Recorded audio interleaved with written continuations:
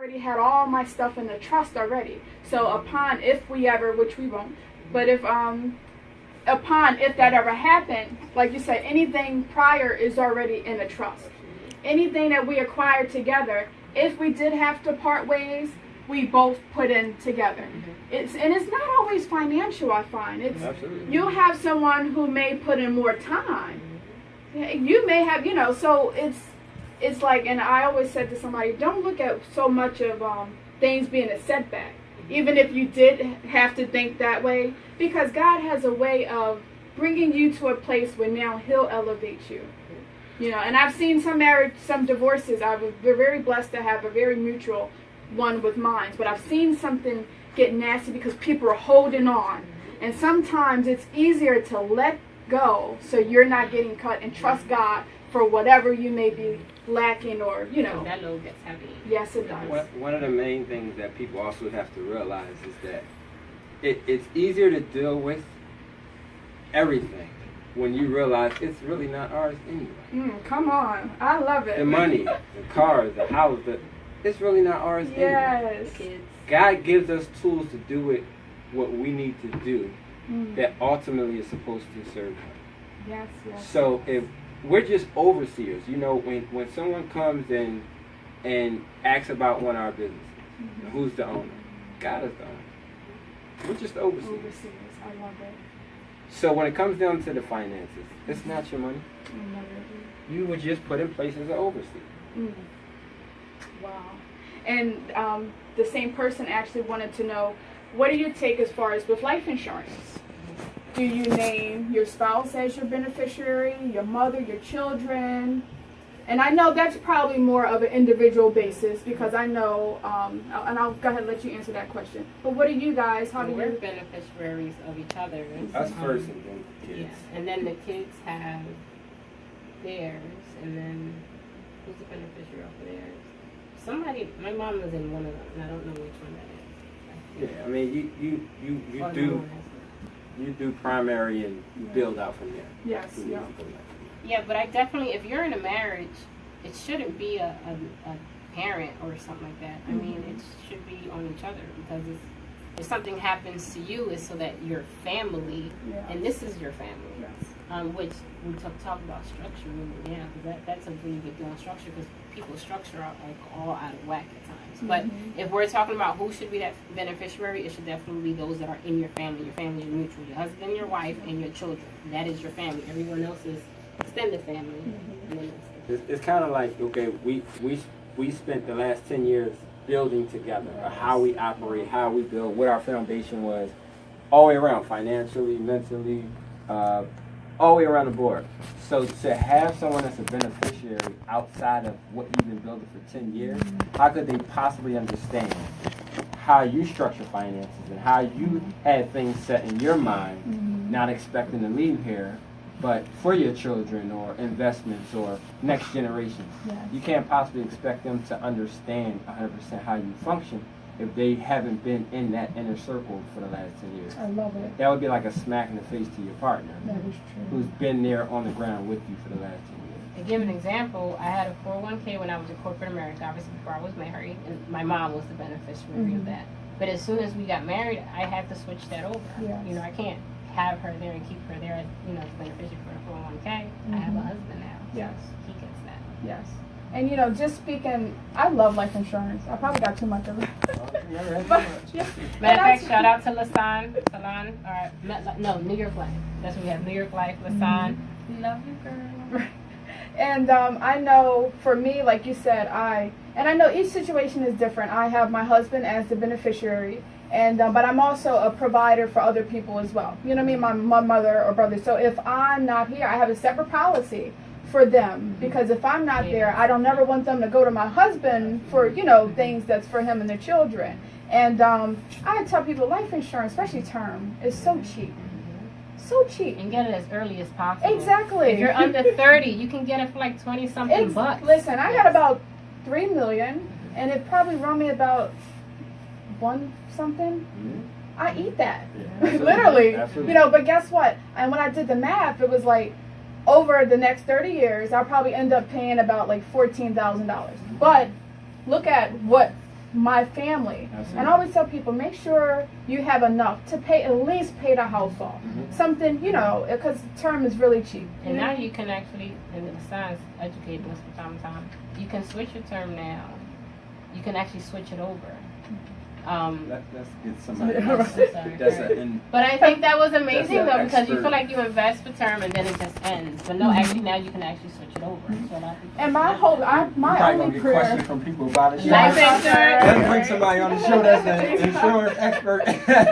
And my prayer, what's funny, because I said this, I think about that a lot. And I said, Lord, allow me to make it at least until my kids are mature enough so they know what to do with. Because I got mine set up where my son is going to disperse in 5-year increments because they're going to mess up some money in the first few years. But by the time he's 40, he better have learned real quick. But my goal, and one thing I ask God is, allow me to be around in my children's life so I can at least teach them some of the principles that I've worked hard for and you've taught me. Very important. So we're going to, D, trivia or love and business? Let's do love and business. Okay. Do you find that having positive and godly friends who are also in a relationship or married beneficial to your own, and why? Well, we were just talking about this, right? And we are strong believers in network. And just like how you hear business term, your network is your net worth, the same exact thing happens when it comes to your friendship. In every area of your life, you definitely want to have, literally every area, from business, friends, family, you want to have those positive people that are around you that you can benefit from. And we do. Godly, absolutely. Now that may mean different religions, but definitely someone that has that foundation. I think that's important because then the examples and what you are around, it's a huge influence on everyone around you. But definitely your network is very important. We encourage, from the students that we teach to our friends around us to people that even ask, when they ask about relationships and stuff, you want to establish yourself around other group of people that are also as positive that can give to you. And one of my husband's favorite quote is, and I mean give to you in all ways, right? My husband's favorite quote is, oh my God, it just left me. But not in that quote. But oh, actually from my dad. What is that? You want to hang around those that have your answers and not your problems. Look at that. If you're hanging around a bunch of people that all have your same problems, who's going to help you? But if you hang around people that have your answers, there's value and benefits there. I love that. Yeah. And I know a lot of, I did that before in my marriage. Bring all your problems to unmarried people who have no clue about marriage and tell you all the wrong stuff. So I thank God. Marsha, Judy, I love you guys. I thank you for, like you said, just having people that are married and wise. Important. Yes. Me. Trivia or love and business? Love and business. Okay. As a strong married couple, how do you resolve conflicts when and if they arise? That's a good one. The key to resolving conflict is the right time. That is the key. So many times things come up and it's like you're high in your emotions. I'm ready to go off. Like, do you possibly think that we're going to have a resolve in that state? It's just not going to happen. So being able to just stop things, before this goes far any further, let's just hold on. Let's stop. Let's wait till things settle. Now the most important part is to come back and revisit what the disagreement was. Let's hit that one more time though. We gotta hit that one more time. Because I want to make sure, particularly fellas, I want to make sure that fellas understand that. 2 things here that we just said that I just want to throw out. One of my favorite ones is control your emotions. Okay. And I post that often, and I feel like it's such a blessing, not only to females, also to males, but particularly for us, because we get so caught up in our emotion and how we feel.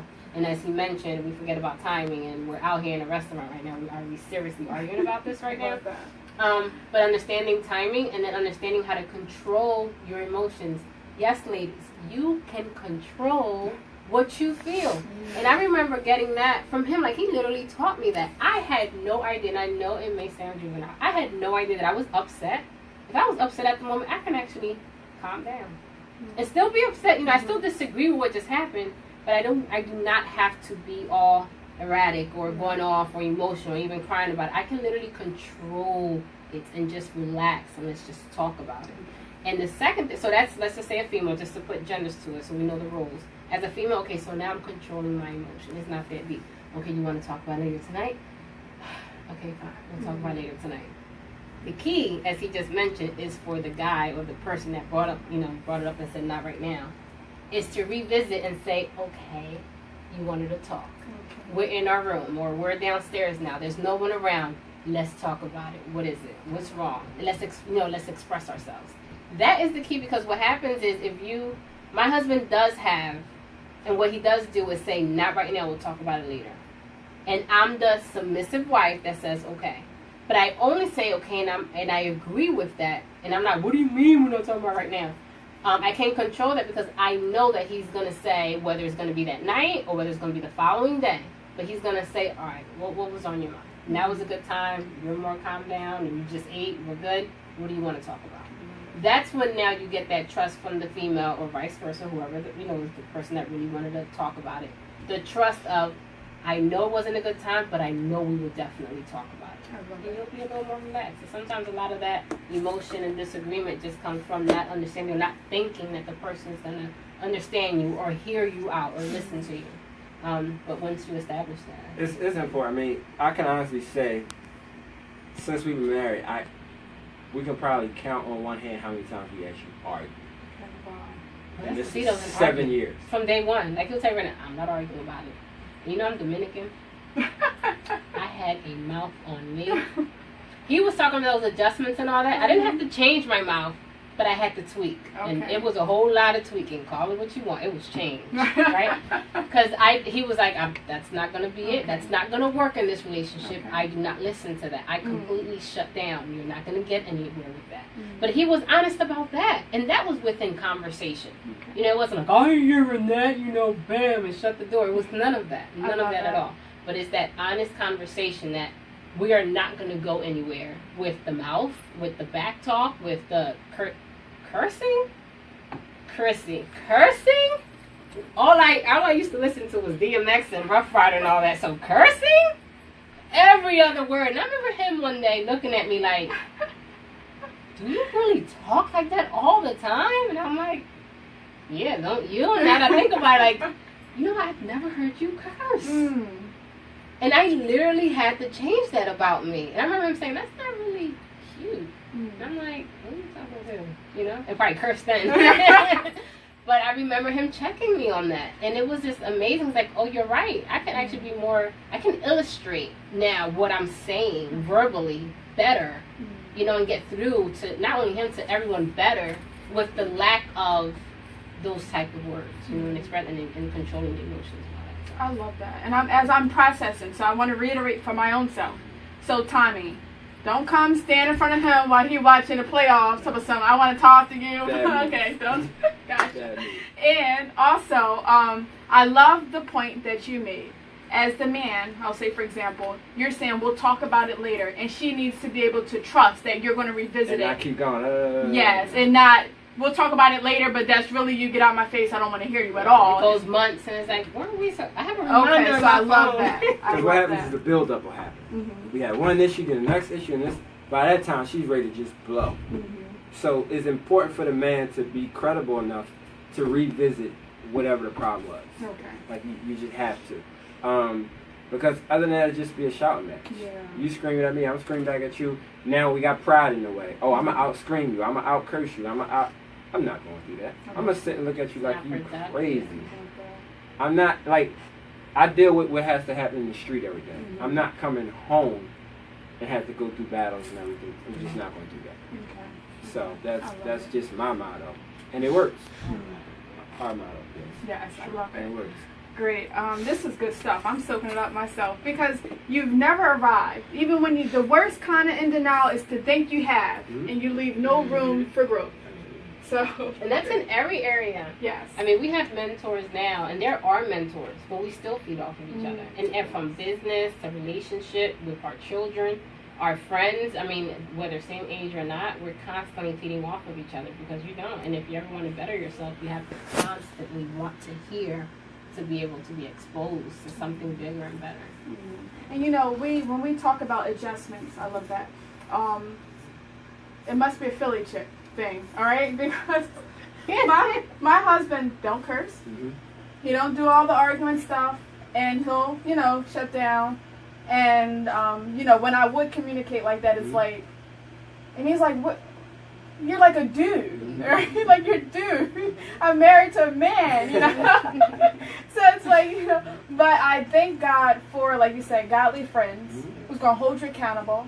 And that goes with what you said. That's why the premarital counseling is, because you may not something that you grew up being conditioned to think was cute, responsive. You may have gotten your way like that before, and then there you are an adult, and you're like, oh, I'm doing something wrong. And then how do you adapt to a new way of communicating? So I love that you shared that. I really do. It's important to, you know, take for a newlywed couple that gets married. That's why it's really important to take that first year for just you guys. I really don't suggest, we don't suggest having kids in that first year. I mean, if you already have children, that's one thing. But if you're a newlywed couple and you don't have children yet, be selfish in that first year. Allow that to be a detox year when you're able to just literally, everything you're used to, just take it out and restructure and rebuild as newlyweds in a new marriage. And build that foundation together and start from there. Not even about having other people in your relationship. That's a very vulnerable place for your relationship. Definitely in marriage, that first year, because you want to make sure you're doing everything right. You want to make sure this stays a beautiful thing, and just build. Allow guy in, invite him in, and then 3, you guys work it out. Wow.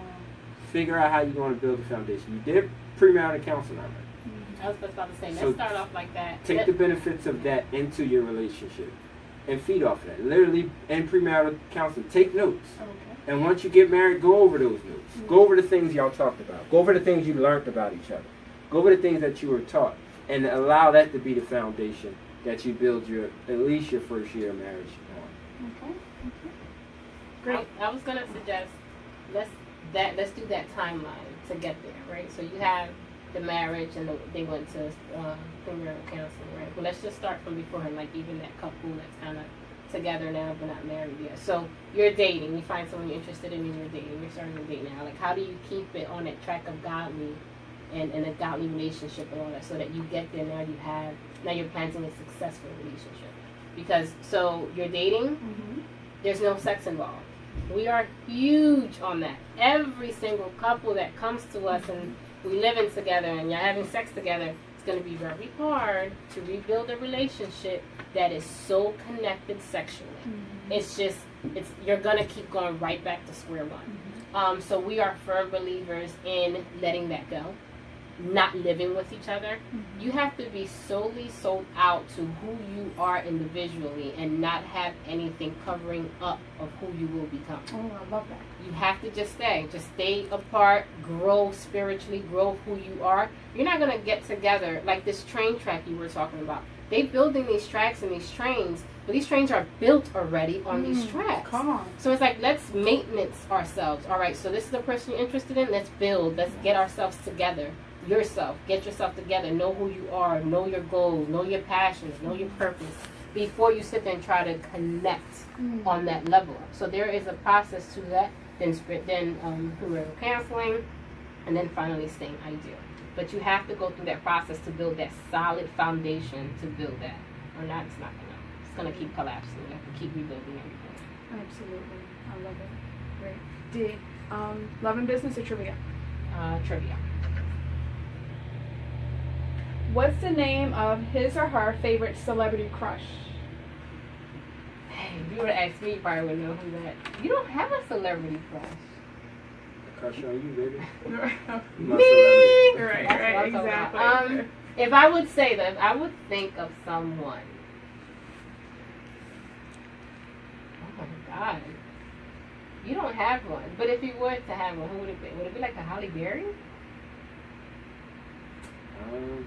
You can name someone that looks like me. That Dawson chick? She looks like me. Oh, yeah. Honestly. He doesn't have one. That's a good sign. That means he ain't up on everybody's Instagram talking about some. So that's good. Or movies. We don't watch TV, stuff like people be telling us stuff. But, no. People that's a bad one. I'm sorry. Because we're definitely not like in front of movies. We don't talk movies like that because we barely do that. We're no TV shows. God forbid a TV show. No TVs on. We love Bar Rescue. You ever see that? No, we don't watch TV. No. Like literally nothing. No I TV bet at y'all all. save a lot of money in company. No. Not at all. Yeah, no. So that's not. Okay. Yeah, well, yeah. No, but like lately I've been talking about that guy. So I saw this movie, that Philadelphia movie. What is it called? Brotherly Love. Oh, I love that movie. Brotherly Love. So I was down for a while. I had surgery earlier in the year, and I was down for a while. So I Netflixed it up. We had Netflix forever. Shout out to Joy, and never watched it. Just the kids, kids use it for everything. So this movie pops up, and I'm like, love. That looks like something Philly. I click on it. Okay, so I'm watching this movie, and I fell in love with this movie. Never seen it. Apparently, it's like years old. It's old. So the guy in there, Quincy. His name is Quincy. And it's like, this guy, who is he? Because, like, for some reason, there was a lot of feedback on there. And so I found out, I like doing research. Like, if somebody's all hype about someone, I want to know why. Like, what's this person about? So anyway, so that's why I said maybe you would. Yeah, not that he's a crush, but, like, for some reason, it's not a crush. By the way, he looks just like my husband when he was younger. He does. It's not a crush, but that whole movie was just, it was a really, really good movie. Represents Philadelphia very well. So that's why I mentioned that. Demetrius, trivia or love and business? Love and business. Okay. How did you know she was the one? I knew she was the one because she was willing to sacrifice with me in ways nobody else would. Come on. There's certain sacrifices that I wanted to personally see if she would take the ride with, and she knelt every last one of them. Am I still melting it? Yeah, you doing now. You doing definitely. She's like, I want to return on my regular stuff. Definitely. And she was never afraid to roll her sleeves up, regardless of what it was. She was never afraid to. She strategically kind of placed herself in my life. When I first introduced her to my parents, she hung out in the kitchen with my mom, see how my mom cooked, added her cooking with my mom's cooking. That was a win. She was independent. She already knew who she was. She was secure. Like, one thing about me, to be married to me, you have to be a secure person. I can't deal with an insecure woman. That just would not work for me. And you'll be doing yourself a disjustice to marry me insecure. So that was like a big thing with me. And I loved how secure she was as a woman. On top of us taking the path we did, seeking God, that was important. And just doing things differently. She wasn't afraid to change the channel and watch that channel and say that's the channel we want to study. And we've just been building ever since literally day one. I mean, the great part is that we were friends for years. For about 10 years before we actually started dating. I mean, me and plenty others. Don't think that was an exclusive friendship. Plenty others, but yeah. To deal with him, you definitely have to be secure, and that's a question we get a lot. What is it okay for my husband to have female friends? Absolutely. Let me go deeper than that. Is it okay for my husband to have Instagram? Ladies, please let your man on Instagram, Facebook. Like, there's other demons. Let's work on that. Yeah. It's not the fact that it's Instagram, Facebook. It's a demon that we got to work with. Yeah. But to just kind of like, get him completely away from all that, or the friends, plenty of female friends. I mean, I can't even count on my hands, but I love them all. Shout out to all, Candy, you name it, all of them.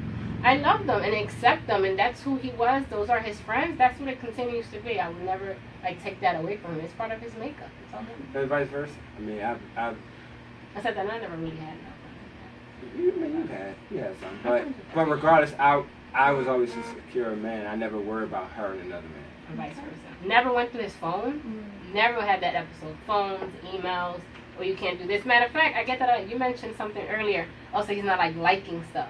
And we have conversations with couples. You're like, yeah, because, you know, he like this post and that post. I'm like, I have no idea whose post he's liking. And I never went, let me go find out and snoop around. Let me see who are your friends on Instagram and Facebook. We never really went that route. Thank God. And again, I strongly believe it was because of that godly foundation. At the end of the day, he knows who he has. I know who I have. I know that this is no one that I can't see it without. So it's just, and then we shared purpose and passion. I think a lot of times couples get into so much because they're not busy enough. When you're busy, when you really truly have things going on, and you're running businesses, and if you're a working person, you're really working and doing what you're passionate and purpose to do, you don't have time to argue about little things like Instagram and Facebook. Or you didn't like my picture. Or like, come on, like really? Pick your battles. Are we really going to argue over a Facebook post or Instagram post or you didn't bring me food today? Like, really? Come on. And you know, I found that even from experience, you have to be careful of some of the ungodly seeds. Like you said, someone may bring something up to you and you might be like, yeah, I wonder, something you were never even thinking. And I've also, you can't be idle in your marriage. You have to work on some kind of goals. I don't care if it's, the first thing me and my husband did was something I never wanted to do, but it was something that brought us together. We painted our second level of the house. We had so much fun. And I will never forget, like, feeling like we accomplished something. We accomplished something together. What's next? Like you said, roll the sleeves left, what's next? So I want anyone who's listening, sit at the table, whatever you guys do, if you got to text, but sit at the table, look, what are we doing? Where are we going? Let's write to go, if it's, let's pay off the house, let's pay off the car, let's, whatever it is, when you're working together, like you said, when you have something to do, all those little, because it's the smallest insecurities that cause the biggest fires.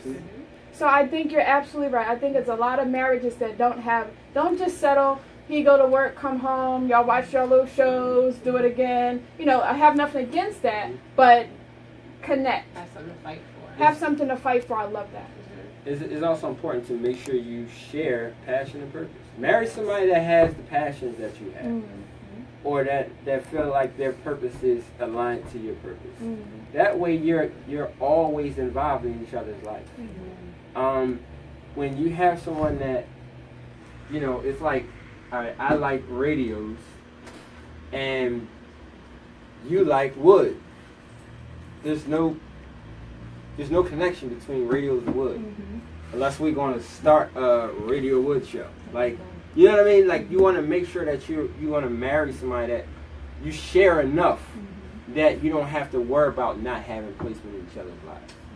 A lot of times we, you know, because we sit with so many couples and we get to hear it all anyway, you know, one party might be successful at what they're doing and the other one may not be as successful. And it's like the other one now is like, well, you know, I guess you're the main event at this point. But if we build them together, if we have passion and purpose together, it's not about a separate thing. We're doing this together. We're in it together. But if you are currently in a marriage or a relationship where that's not the case, you have to find a way to have your partner involved in what it is that you're doing. You have to. I applaud my husband because he's very secure with him. And when we first met, he was just pretty much like, my purpose is family. I'm like, that can't be your purpose. You gotta be something big, you know. It gotta be something this, and I'm doing this whole Q&A test with him. He said, no, my purpose is just family. I want to raise my kids. I want to build their foundation. And I was like, oh, you know. And then as I started to go on, and he was like, you're going to be the one out there on the platform, and you're my family. I'm going to support you. I'm going to be here. And I'm like, no, that don't sound right.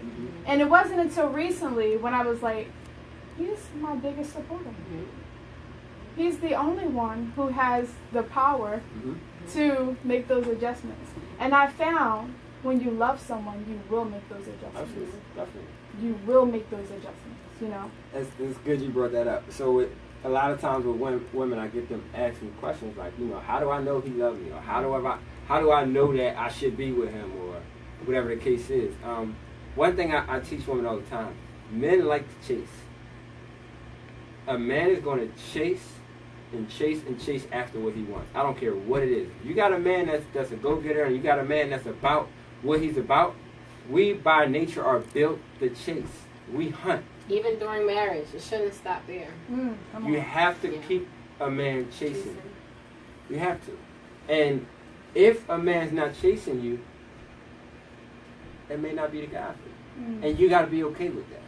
You don't have to wonder if this guy really likes you. If he likes you, he's going to chase you. He's going to do what he got to do. He's going to make those adjustments to make sure that he lines up to what needs to happen in order to take you and take you to the next level. If you got a guy that you've been in a relationship with for, especially if you're over 25, that 25, 30 area, a guy kind of knows what he should know, what he wants out of life. And if he wants you, he's going to chase you. He's going to do what he got to do. He's going to make those adjustments. He's not going to hang out with those friends that he hung out with for the last 25 years. He's going to say, hey, listen, fellas, you know my situation. I'm working on something over here. You know, I'm not going to have as much time to be and hang out with y'all the way I normally do, because he's chasing what he wants. If he's hanging with the guys all the time, he's chasing what he wants. He wants to be with the guys. So you got to be wise enough as a woman and say, wait a minute, I know my worth, I know my value. Go ahead and chase the guys. Go ahead and build a relationship with the guys if that's what it's going to be. And you remove yourself. You don't wait for a guy to say, oh, I'm not into you. Be wise enough and know your value enough as a woman to know that, hey, this right here don't make sense. This is not what I'm signing up for. I got to go ahead and do what I got to do. I love it. And, you know, that's funny because this week I posted a quote that said, basically, you know, you holding on to the wrong person is going to have you miss the right person that comes along. Absolutely. And like you said, so many of us, we hold on for the wrong reasons. We don't want to be alone, and yet we're missing. We're missing. Opportunities are like windows. They open and they close. You got that amount of time to take advantage of an opportunity, from a window open to closing. Once it's closed, that's it. So if you don't do what you got to do in that moment of time, just a moment of time, that window of opportunity is open, you'll miss it. And it can definitely make or break your life. Wow. Listen, you guys are tuned in to the BFF show. We're here, okay, with the Walkers. I've been blessed. I know you guys have. Awesome. You guys have an event coming up. Tell me all about it. We do. We're a TAC event. Oh, yeah. So, I have it's really like a session. I do sessions every once in a while. Limited amount of people, where it's certain topics we talk about, entrepreneurship. That's kind of what I'm running right now, just pretty much entrepreneurship. People that are in business or people trying to get in business that are either trying to start or stuck in their business. So my next date is July 20. Saturday. Yeah. And where can everyone find you? So I'm on Instagram as Meet Walker, MEET Walker on Instagram, and Demetrius Walker on Facebook.